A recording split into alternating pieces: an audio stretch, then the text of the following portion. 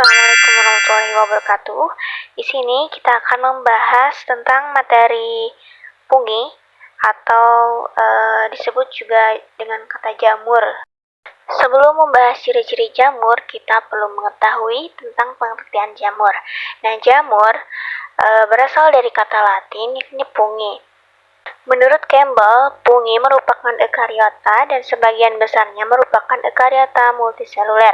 Meskipun fungi pernah dikelompokkan ke dalam kingdom tumbuhan, fungi merupakan organisme unik yang umumnya berbeda dari eukariota lainnya yang ditinjau dari caranya memperoleh makanan. Menurut Ganjar, jamur atau fungi ini merupakan sel eukariotik yang tidak memiliki klorofil, tumbuh sebagai hifa, memiliki dinding sel yang mengandung kitin, bersifat heterotrof, menyerap nutrien melalui dinding selnya, mengekskresikan enzim ekstraseluler ke lingkungan melalui spora, dan melakukan reproduksi secara seksual dan aseksual. Nah, secara umum, fungi atau jamur memiliki ciri-ciri. Berikut. Yang pertama, memiliki batang halus atau yang biasa disebut dengan hifa. Kedua, berkembang biak secara seksual dan aseksual. Yang ketiga, memiliki dan memproduksi spora. Yang keempat, mengandung zat kitin, glukan, selulosa, dan mannan. Kelima, tidak memiliki sistem vaskuler dan bersifat multiseluler atau banyak sel. Untuk klasifikasi jamur yang pertama yaitu divisi Ascomycota. Contohnya Saccharomyces cerevisiae dan Aspergillus flavus. Ascomycota merupakan jamur yang berkembang biak dengan membentuk spora di dalamnya disebut ascus. Nah, ascus itu berbentuk seperti kantung kecil dan alat reproduksi aseksualnya adalah hifa. Nah, ascus adalah semacam sporangium yang menghasilkan askospora. Nah, beberapa ascus biasanya mengelompok dan berkumpul membentuk tubuh buah yang disebut dengan askolkap atau askoma. Askomata dapat berbentuk mangkok, botol, atau seperti balon. Selanjutnya, ciri-ciri Ascomycota. Yang pertama, alat reproduksi seksual yang berupa ascus. Selanjutnya, hidup sapropit umumnya. Berkembang biakan aseksual dengan pembentukan konidium, fragmentasi, dan pertunasan. Keempat, memiliki banyak inti sel. Kelima, sebagian besarnya multiseluler. Keenam, spora tidak berflagel dan bentuk tubuh seperti mangkuk. Selanjutnya, yang kedua yaitu divisi Basidiomycota. Contohnya, Poapariella polpaceae, Puccinia graminis, Agaricus campertis, Auricularia polyteca. Basidiomycota merupakan jamur yang bereproduksi aseksual dengan membentuk spora di atas sel dengan disebut basidium. Nah, reproduksi dilakukan dengan membentuk konidia. Bentuk tubuh buahnya seperti payung, dapat dilihat untuk gambar contohnya di bawah ini. Untuk ciri-ciri Basidiomycota, yang pertama, hifa bersekat. Kedua, multiseluler. Ketiga, vegetatifnya satu inti haploid. Keempat, memiliki basidiokap. Kelima, badan buah bentuknya seperti payung. Keenam, hidup saprofit. Ketujuh, beberapa jenis jamur ini dapat dijadikan sebagai sumber makanan. Di sini terdapat gambar struktur morfologi dari jamur Basidiomycota. Dapat dilihat strukturnya yaitu terdapat lamela, hifa, inti sel, septa, cincin, dan miselium. Selanjutnya, untuk divisi yang ketiga yaitu Deuteromycetes. Contohnya Aspergillus, Epidermophyton, Mycosporium, dan Fusarium. Deuteromycetes merupakan jamur yang belum diketahui proses reproduksi seksualnya. Reproduksi aseksualnya dilakukan dengan konidia. Cara reproduksi aseksual dengan konidia yang disebut konidiopor. Untuk ciri-ciri Deuteromycetes, yang pertama, hifa bersekat. Kedua, reproduksi aseksualnya dengan menghasilkan konidia. Yang ketiga, dinding sel terbuat dari zat kitin. Di sini dapat dilihat jamur Deuteromycetes yang menempel di bagian luar buah apel.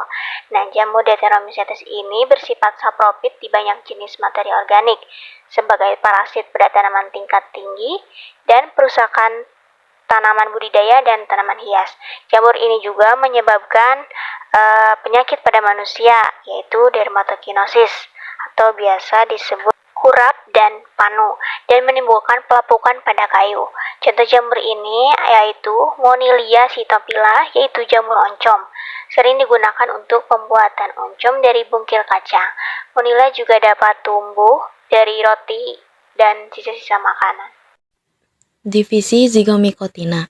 Divisi Zygomycotina memiliki anggota yang hampir semuanya hidup pada habitat darat, kebanyakan hidup sebagai saprofit, tubuhnya bersel banyak, berbentuk benang atau hifa yang tidak bersekat, dan tidak menghasilkan spora yang berflagela. Reproduksi Zygomycotina terjadi secara aseksual dan seksual. Pada reproduksi seksual, jamur ini menghasilkan zigospora, sedangkan reproduksi aseksualnya dengan perkecambahan atau germinasi spora. Spora tersebut tersimpan di dalam sporangium. Jika spora matang, sporangium akan pecah sehingga spora menyebar terbawa angin.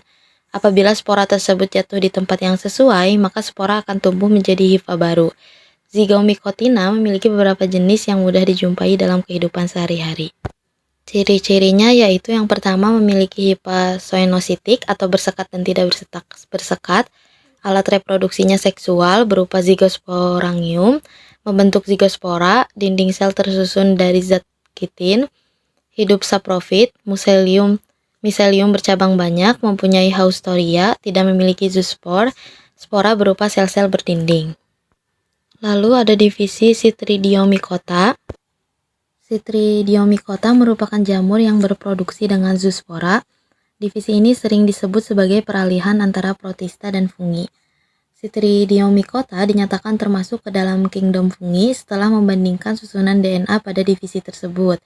Contohnya yaitu ada di Chytridiomycota yaitu Centrium endobioticum atau patogen pada umbi kentang, Chytridium, dan Pseudoderma maydis atau noda pirang pada padi jagung. Berikut adalah ciri-ciri Chytridiomycota. Yang pertama, sebagian besar hidup di air. Yang kedua, beberapa sifat saprofitik. Yang ketiga, bersifat parasit pada invertebrata di air. Yang keempat, mendapatkan nutrisi dengan cara absorpsi. Yang kelima, dinding sel tersusun atas senyawa kitin.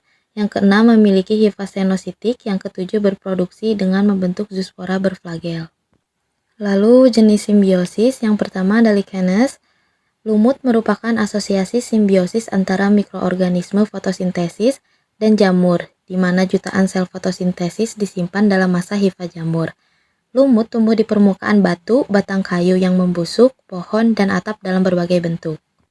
Lumut tumbuh di permukaan batu, batang kayu yang membusuk, pohon, dan atap dalam berbagai bentuk.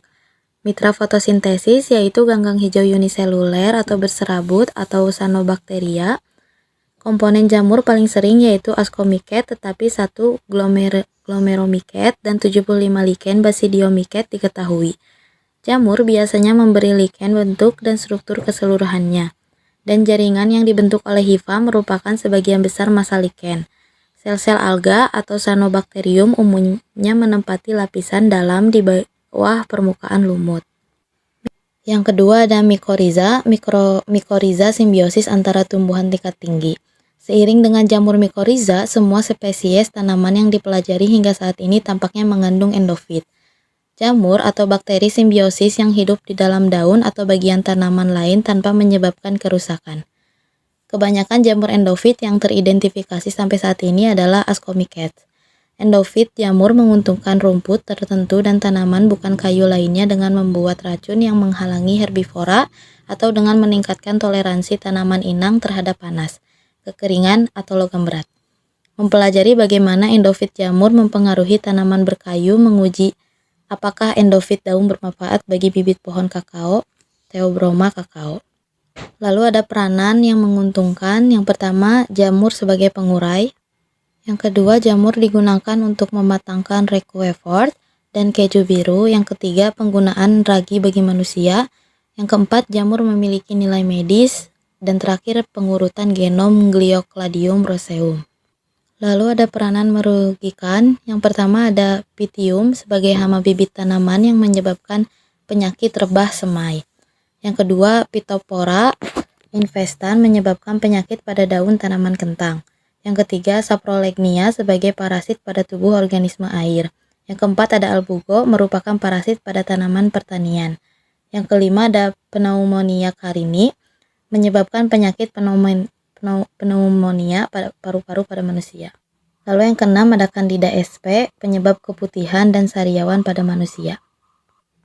Sekian pemaparan dari kami. Wassalamualaikum warahmatullahi wabarakatuh.